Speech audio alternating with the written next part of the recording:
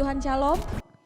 Kita mau bersyukur kepada Tuhan karena kita masih diberi kesempatan untuk menikmati sampai akhir November dan bahkan mungkin lebih lagi. Mari naikkan pujian, siapkan hati, jiwa dan pikiran kita, mata kita tertuju hanya kepada Tuhan. Kita mau awali ibadah kita naikkan pujian. Yesus Engkaulah permata hatiku.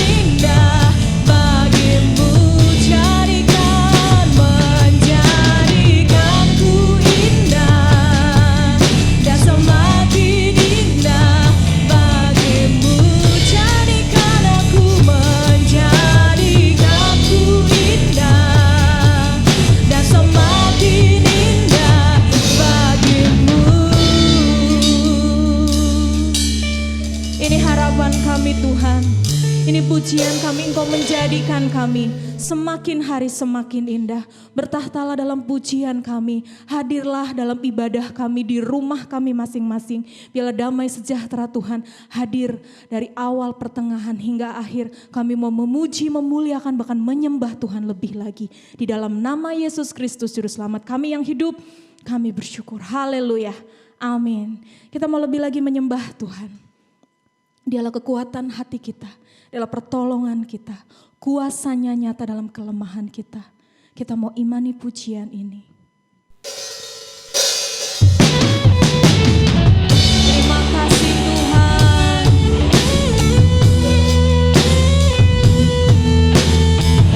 Katakan sama-sama, kuasa-Mu nyata dalam kelemahan kami Tuhan. Oh, kuasa-Mu nyata di dalam kelemahanku. Kekuatan-Mu menopang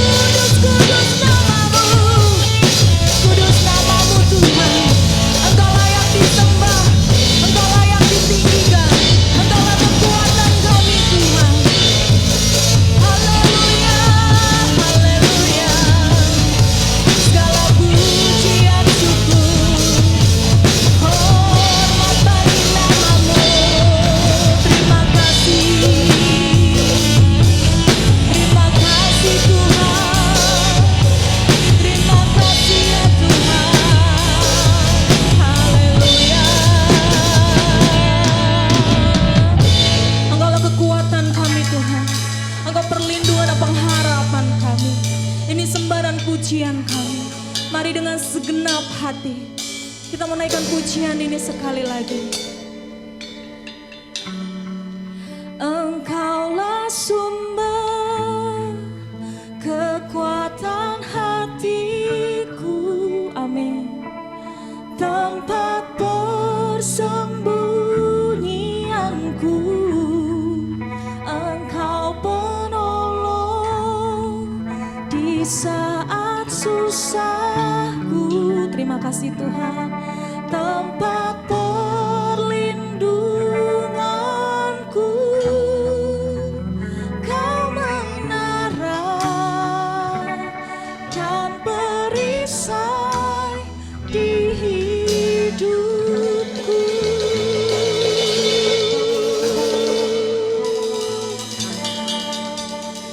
Haleluya Yesus, benar Tuhan.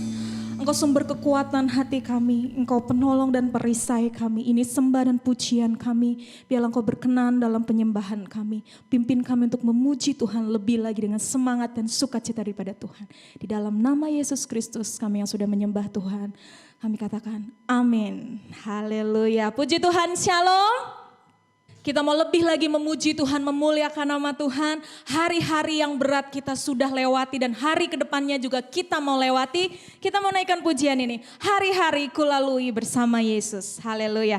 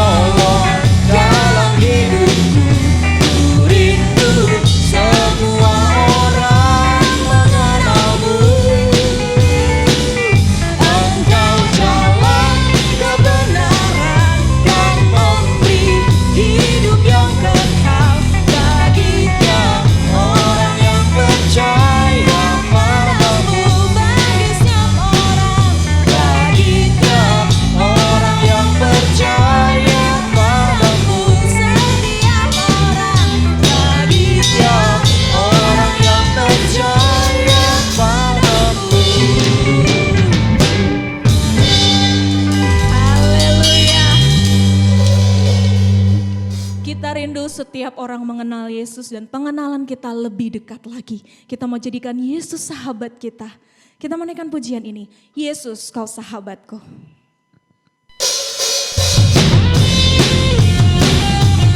Dialah sahabat kita, dia kekuatan kita. Haleluya.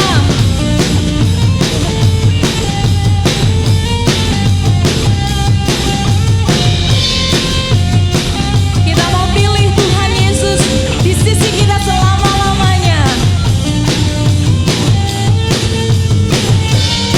Sama-sama katakan, hidup yang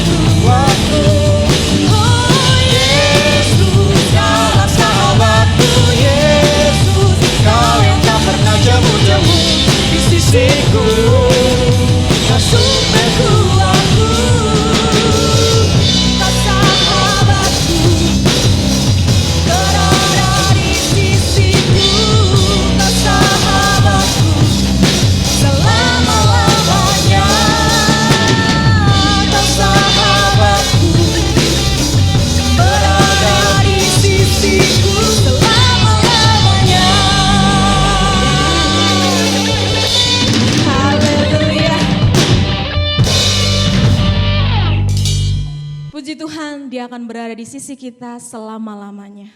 Mari kita imani firman-Nya, kita persiapkan hati kita untuk mendengar kebenaran firman Tuhan. Kasih-Nya luar biasa.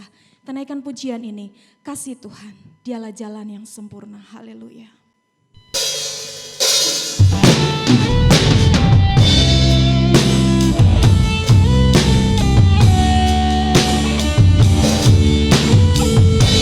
Mari sama-sama katakan, Kaulah jalan yang sempurna. Kaulah jalan yang sempurna, janji-Mu murni bagai emas merah, perisai perlindungan, keselamatanku. Engkaulah jalan kebenaran, dalam kasih-Mu ada kehidupan, penolong yang setia di dalam kesesakan.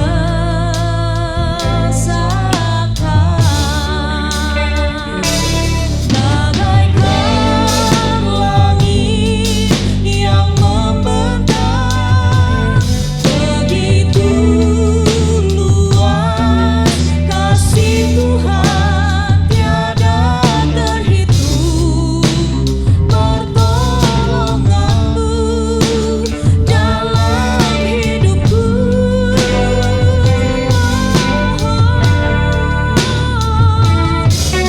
bagaikan dalamnya samudra, begitu dalam kasih Tuhan tiada terhitung. Kesetiaan-Mu dalam hidupku, bagaikan langit kasih-Mu Tuhan, bagaikan langit yang membentang, begitu luas kasih Tuhan tiada terhitung.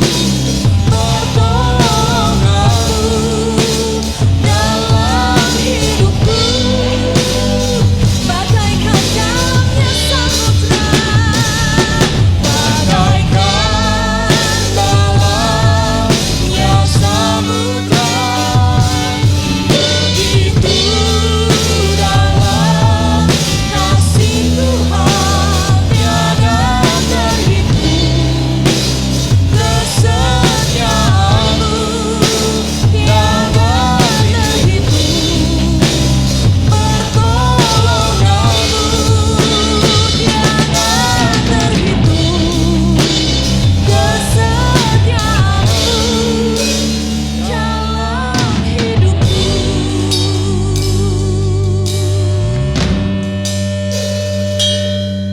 Terima kasih Tuhan. Terima kasih Tuhan untuk kasih-Mu yang begitu luar biasa. Kami mau mendengar kebenaran firman-Mu. Kiranya Tuhan membuka hati pikiran kami, telinga kami untuk kami ditaburi firman-Mu dan bertumbuh dalam kasih Tuhan. Terima kasih Tuhan, berkati hamba-Mu yang akan menyampaikan kebenaran-Mu. Di dalam nama Yesus Kristus kami siap mendengar. Haleluya. Amin. Shalom Bapak Ibu Saudara yang terkasih dalam Tuhan. Pada kesempatan pagi hari ini kita akan merenungkan firman Tuhan dari Kitab Yohanes pasal yang ke-11, ayat dari yang pertama sampai dengan yang ke-44. Tetapi kita tidak akan membacanya semua. Bapak Ibu Saudara dapat membacanya sendiri dan merenungkannya nanti. Dan kita akan menjadikan satu ayat ini menjadi ayat emas yang untuk kita renungkan pada pagi hari ini. Yang terambil dari Yohanes pasal 11 ayatnya yang keempat. Demikian bunyi firman Tuhan. Ketika Yesus mendengar kabar itu, ia berkata, penyakit itu tidak akan membawa kematian, tetapi akan menyatakan kemuliaan Allah, sebab oleh penyakit itu anak Allah akan dimuliakan. Mari kita tunduk kepala sebelum kita merenungkannya bersama. Bapa di surga, kami bersyukur Tuhan, terima kasih pagi hari ini kami masih boleh Tuhan merenungkan firman-Mu bersama-sama, walaupun Tuhan kami secara fisik tidak dapat berkumpul. Kami percaya tetap bahwa Tuhan ada di tengah-tengah kami. Tuhan yang mengurapi kami, Tuhan juga yang akan mengajar kami.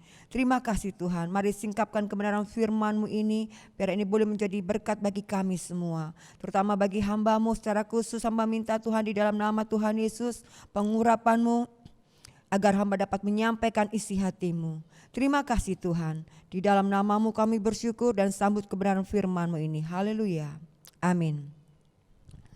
Bapak Ibu Saudara yang terkasih, di sini diceritakan tentang Lazarus yang dibangkitkan. Bukan satu kisah yang asing bagi kita semua. Kita tahu bahwa kejadian saat Lazarus dibangkitkan yang sudah mati 4 hari, yang sudah berbau itu,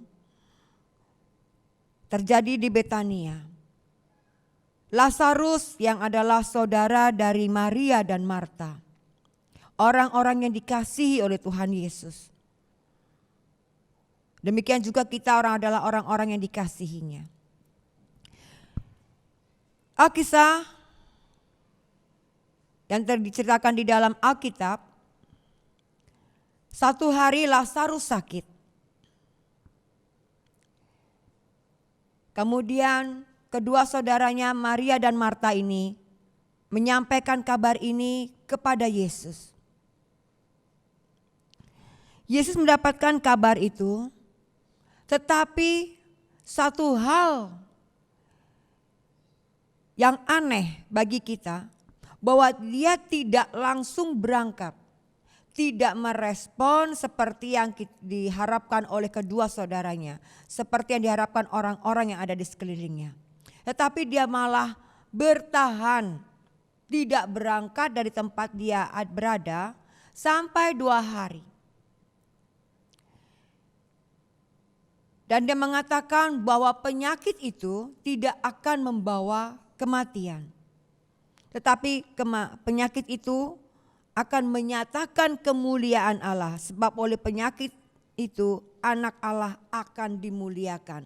Rupanya sudah tahu bahwa Lazarus sakit, namun lebih tahu lagi adalah rencana Allah yang besar. Melalui itu semua Allah hendak menyatakan kemuliaannya. Murid-muridnya berpikir kalau dikatakan tidak akan membawa kematian, mereka percaya ya udah nunggu 2 hari berarti tidak apa-apa karena Lazarus pasti akan sembuh. Tapi karena mereka berpikir seperti itu, akhirnya Yesus meluruskan. Dikatakan bahwa Lazarus tertidur dan murid-muridnya berpikir Lazarus betul-betul sedang tidur secara lahiriah. Namun kemudian Yesus meluruskan di ayatnya yang ke-14 sampai ke-15. Karena itu Yesus berkatakan dengan terus terang, Lazarus sudah mati. Tetapi syukurlah aku tidak hadir pada waktu itu. Sebab demikian lebih baik bagimu supaya kamu dapat belajar percaya. Marilah kita pergi sekarang kepadanya. Sudah tahu sudah mati, baru berangkat. Lalu dari ini semua kisah ini kita mau belajar apa? Kita mau belajar bahwa waktu Tuhan bukan waktu kita. Dan Tuhan tidak pernah terlambat.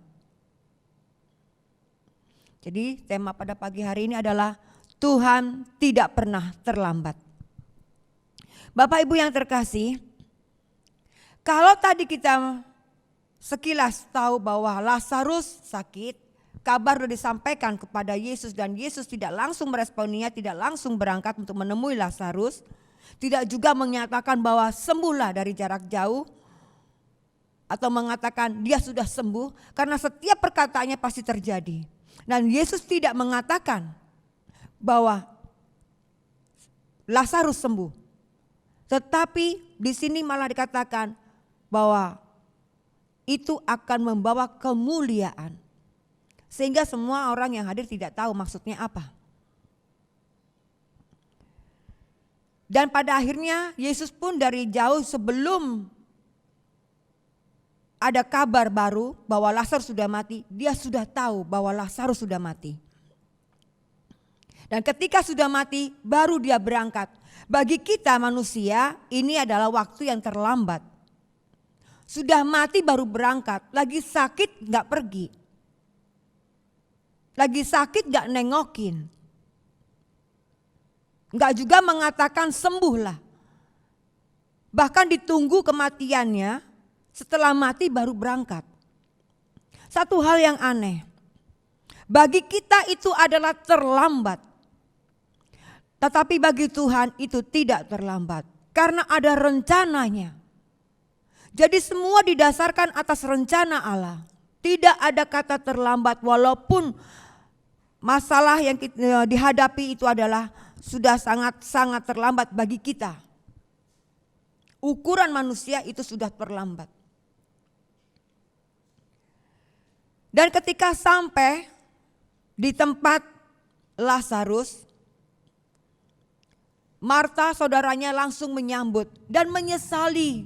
Andai kata engkau ada di sini guru, pasti dia tidak akan mati. Maria yang ada di rumah belum tahu kalau Yesus sudah datang. Kemudian terjadilah komunikasi antara Marta dan Yesus. Untuk membangun iman Marta agar percaya kepadanya. Tetapi pola pikir Marta tetap seperti kita semua, bahwa itu terlambat dan itu adalah sebuah penyesalan. Kalau dikatakan percaya, iya percaya, tapi dia sudah mati.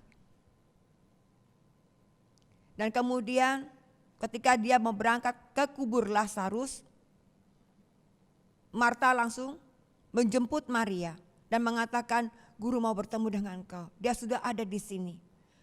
Demikian juga Maria yang tadi diam di rumah. Menyongsong Yesus, kemudian tersungkur di kakinya. Dan menyesali keterlambatan kedatangan Yesus. Sehingga Lazarus sudah terburu meninggal. Buru mati dia.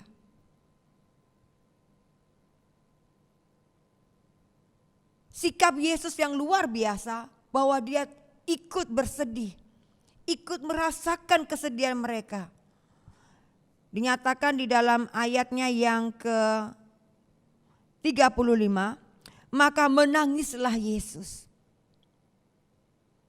Karena kasihnya, ikut merasakan kesedihannya, sedih juga karena kalau enggak percaya, kita tidak tahu apa yang dirasakan Yesus. Seluruhnya, tetapi dia menangis tanda kesedihan. Tapi kita tidak bisa menebak pikiran Yesus, tidak bisa menebak isi hatinya. Air matanya menyatakan kesedihan. Rupanya ketika kita bersedih, dia pun ikut bersedih. Maria Marta bersedih. Yesus ada di sana. Dia ikut bersedih, tetapi imannya tetap teguh. Satu perbedaan, kalau Maria dan Marta tadi menyesali, tetapi Yesus di sini bangkit. Yesus yang sebagai manusia, saat itu masih 100% manusia, karena dia meninggalkan 100% kealahannya.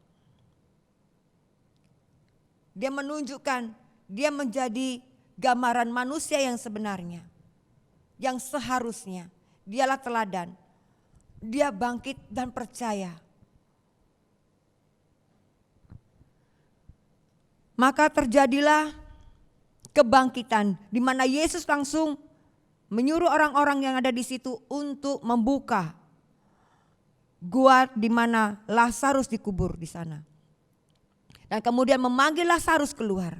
Dan kemudian Lazarus pun keluar. dengan masih kain peluhnya masih ada, dengan masih terikat dengan kain kafannya, kemudian baru lepaskan biarkan dia pergi.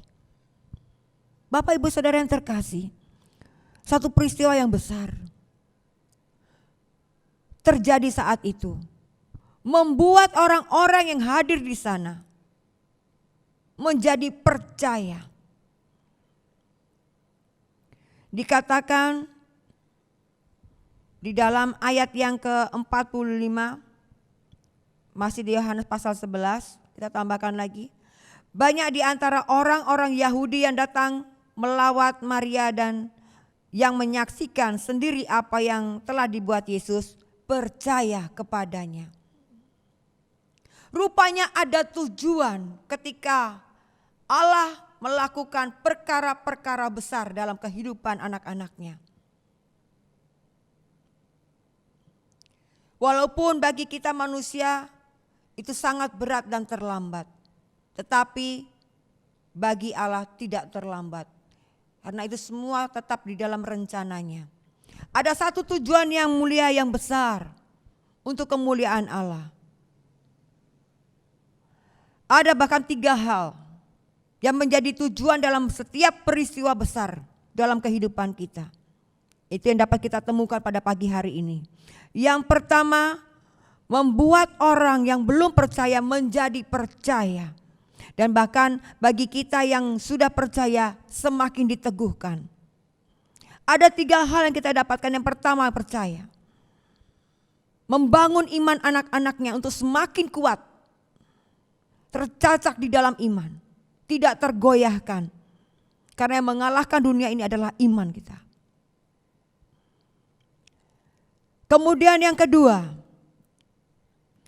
dikatakan bahwa itu akan menyatakan kemuliaan Allah.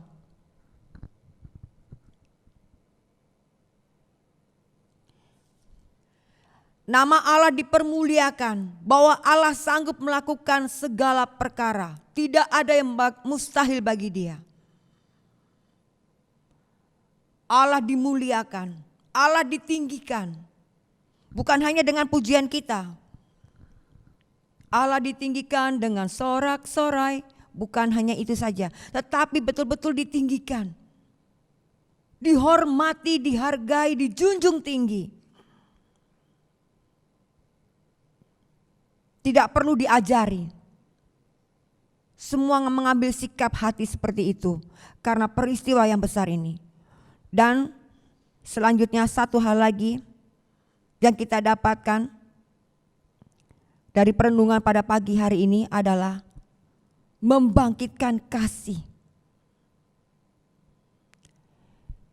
Yesus yang mengasihi mereka dan mereka pun mengasihi Yesus. Sehingga di hari-hari kemudian lebih lagi Maria dengan Marta dan Lazarus ini sudah menjadi bagian dalam kehidupan Yesus.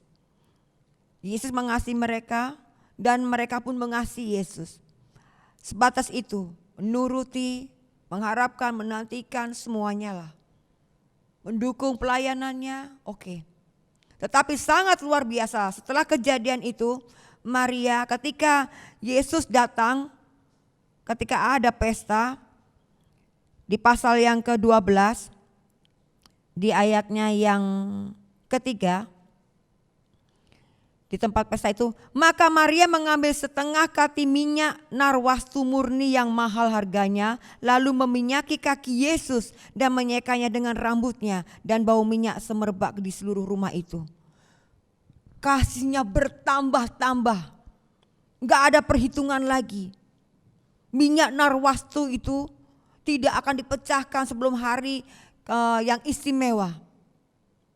Dan bagi Maria itu sangat istimewa. Kehadiran gurunya, kehadiran Yesus kembali. Itu sangat istimewa. Padahal yang tadinya bersama-sama minyak itu sudah ada pada Maria. Tidak pernah diberikan. Tidak pernah gak dipecahkan saat yang lalu-lalu. Walaupun dia mengasihi minyak narwastu tetap ada padanya. Tapi setelah peristiwa itu, tanda kasihnya, ucapan syukurnya berlimpah-limpah. Sehingga yang paling berharga yang dimilikinya dia tuangkan, bukan diberikan sebagai persembahan. Ini kalau mau dijual, ini Tuhan, minyak narwastuku aku persembahkan kepadamu. Enggak, dituangkan di kaki, diminyakin itu kaki. Bayangkan kaki, bukan di baju, bukan di tangannya, di kaki. Menyatakan bahwa apa yang berharga baginya itu hanya layak untuk di bawah kaki Tuhan. Demikian dia meninggikan Tuhan, semakin mengasihi, semakin menghormati. Dari peristiwa yang terjadi itu tidak terlambat. Lazarus dibangkitkan. Mereka dapatkan itu. Dan kemudian pengajaran 3 hal. Orang-orang menjadi percaya. Berkat bertambah-tambah. Nama Allah ditinggikan di mana-mana terdengar. Bahwa Allah sanggup melakukan segala perkara. Dan tidak ada mustahil baginya. Dan kemudian membangkitkan kasih. Bayangkan itu berkat yang luar biasa besar. Bapak Ibu Saudara yang terkasih, demikian saat ini penyakit yang ada, yang hadir dalam kehidupan manusia dimanapun berada di dunia ini. Corona atau COVID-19 tidak akan mematikan iman kita. Seperti tadi Lazarus secara fisik memang mati. Tapi dalam iman tetap hidup. Mungkin fisik kita tidak dibangkitkan kalau mengalami kematian saat ini. Tetapi tidak bisa, corona tidak dapat mematikan iman kita. Corona bahkan membangun iman kita untuk semakin percaya kepada Tuhan. Corona membangun kita di dalam pengharapan. Semakin kita memuliakan Tuhan karena hari-harinya semakin dekat. Bahkan kita tidak tahu umur kita. Di waktu-waktu yang tersisa, kita mau persembahkan. Oleh karena kasih kita kepada Tuhan, kita mau mempersembahkan yang terbaik di hidup kita. Menyongsong Natal, mengingat kehadirannya di dunia ini, kita mau mempersembahkan yang terbaik. Hati kita, kasih, mengasihi sesama, baik di dalam doa dan dalam tindakan kita. Mengingatkan akan kasih Allah kepada kita semua yang sudah hadir dalam kehidupan kita, menjadikan kita anak-anaknya. Bapak Ibu yang saudara yang terkasih, tidak ada kata terlambat. Bahkan ketika dampak dari corona ini semakin meluas dalam segala segi kehidupan kita, terutama perekonomian, ekonomi dan pendidikan. Karena orang sudah mulai jenuh dengan masalah penyakit. Sekarang sudah mulai pusing, sedang mulai sibuk dengan ekonomi. Banyak yang kehilangan pekerjaan. Sepertinya pertolongan Tuhan terlambat. Andaikan dari kemarin Tuhan sudah singkirkan corona, karena semua anak-anaknya sudah berdoa. Andaikan corona sudah berhenti, pasti tidak akan kehilangan pekerjaan. Pasti anak-anak tetap sekolah. Bapak Ibu Saudara yang terkasih, tidak ada kata terlambat. Kalaupun sudah mati ekonomi kita di pekerjaan, di tempat pekerjaan kita, artinya sudah tidak bekerja lagi di sana. Bahkan perusahaan sudah tutup. Itu bukan jalan buntu. Tetaplah berharap. Tetaplah teguh berharap. Di dalam pengharapan yang aktif, bukan yang pasif.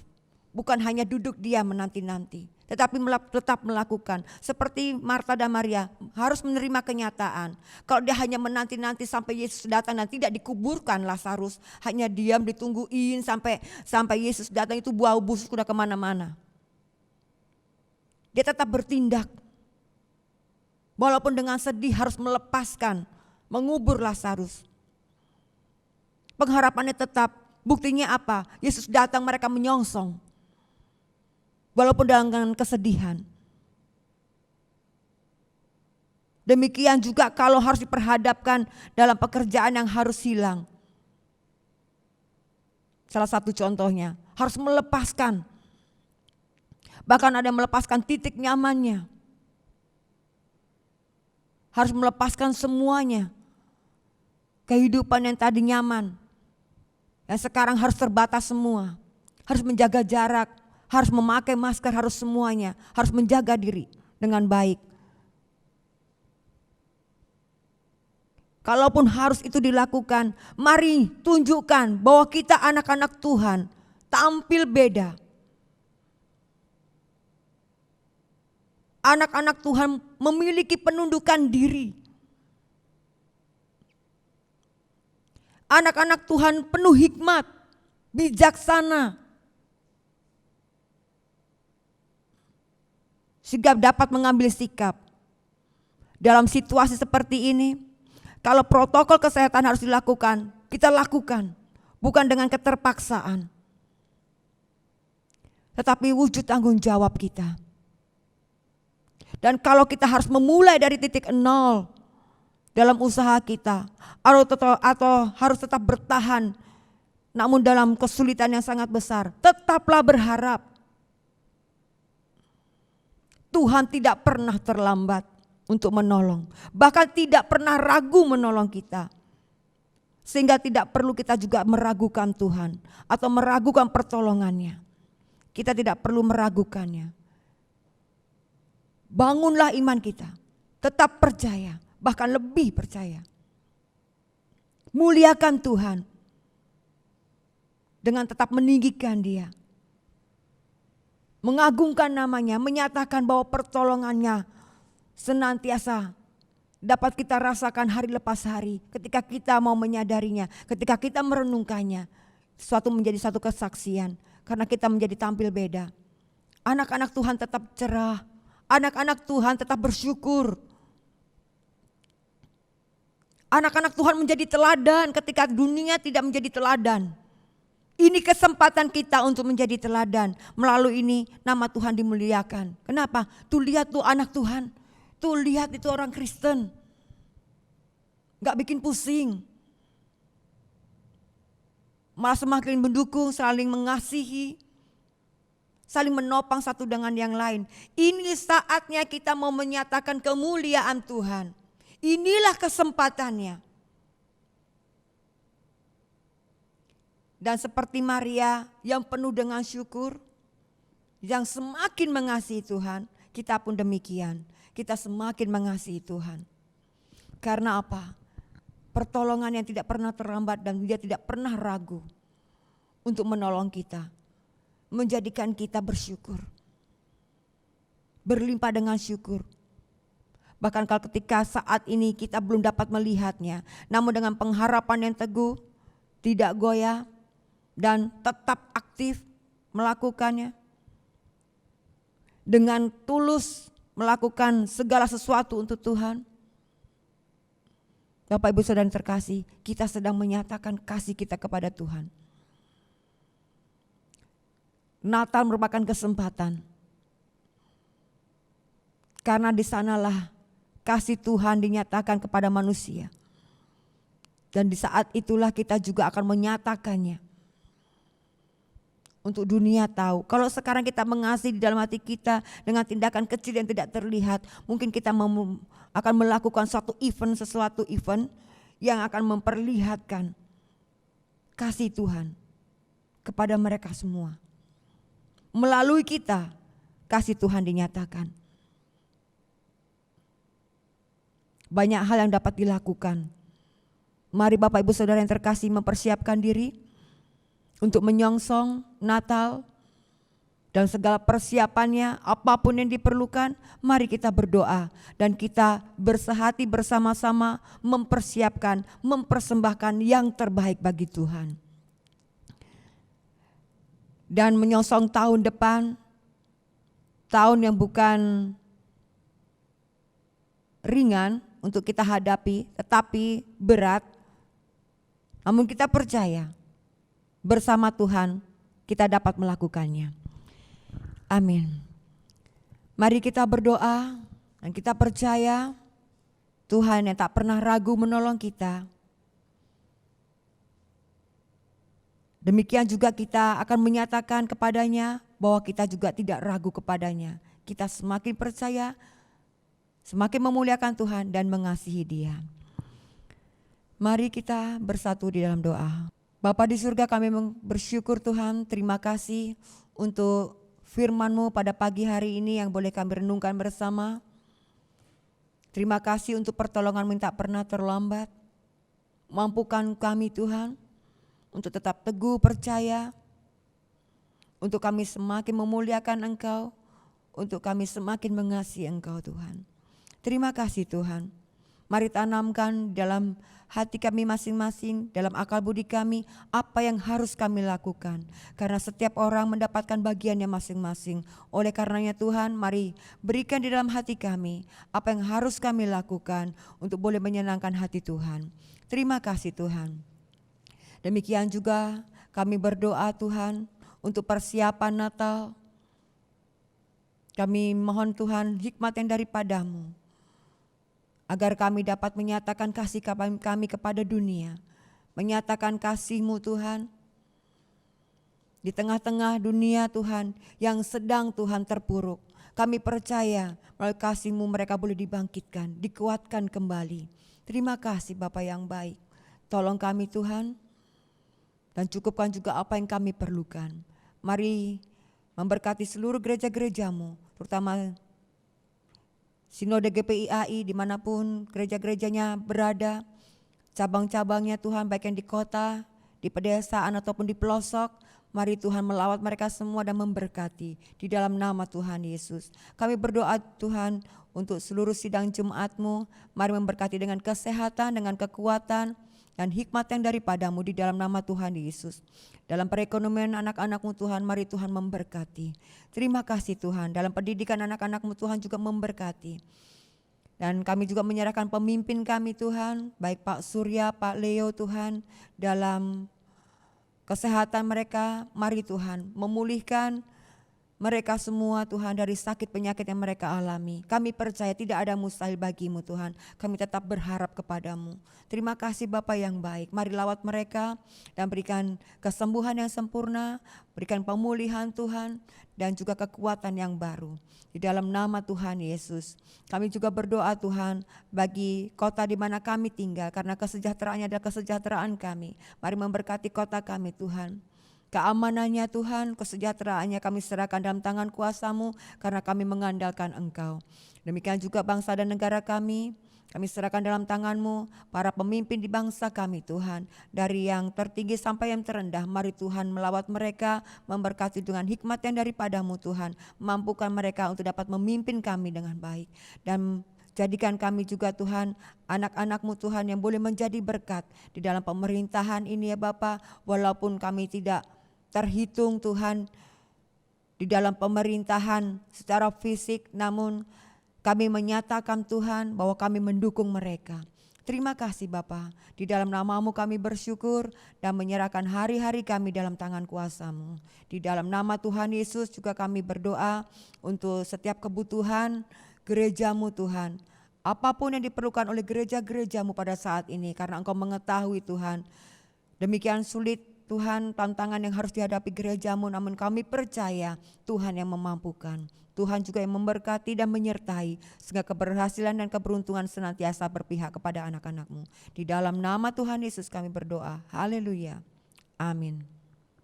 Puji Tuhan, ibadah kita sudah selesai. Kita mau naikkan pujian. Pertolongan Tuhan begitu ajaib.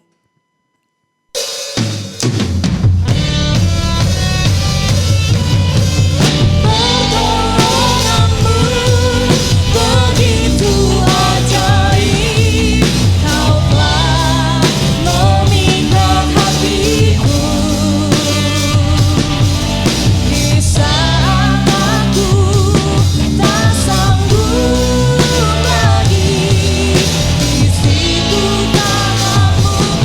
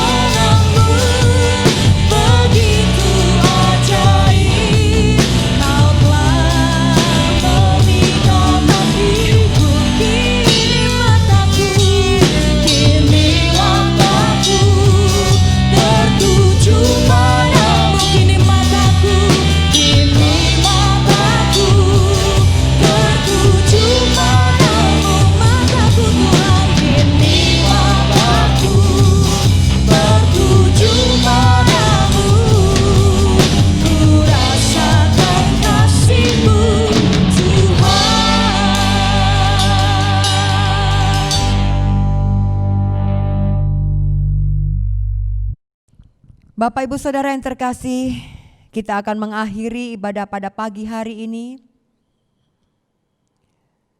Dan sebelumnya, mari kita bersatu hati di dalam doa untuk menaikkan syukur atas pertolongan Tuhan yang tak pernah terlambat.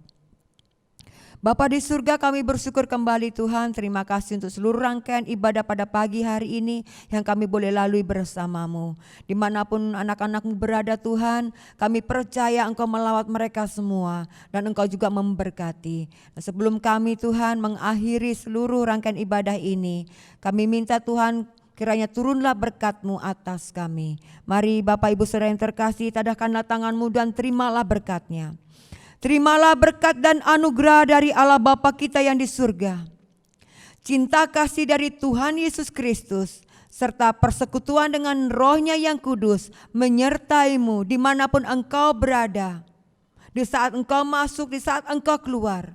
Apapun yang engkau kerjakan, Tuhan menyertai-Mu dengan keberhasilan dan keberuntungan, dengan keselamatan yang daripadanya. Kasih Tuhan memelihara-Mu, sehingga tidak akan pernah berkekurangan engkau, karena pertolongannya yang tak pernah terlambat dinyatakan senantiasa dalam hidupmu. Terimalah berkat ini yang dimateraikan oleh kuasa darah Yesus dari sekarang sampai selama-lamanya. Bagi kita yang percaya, kita katakan amin. Bapa, terima kasih.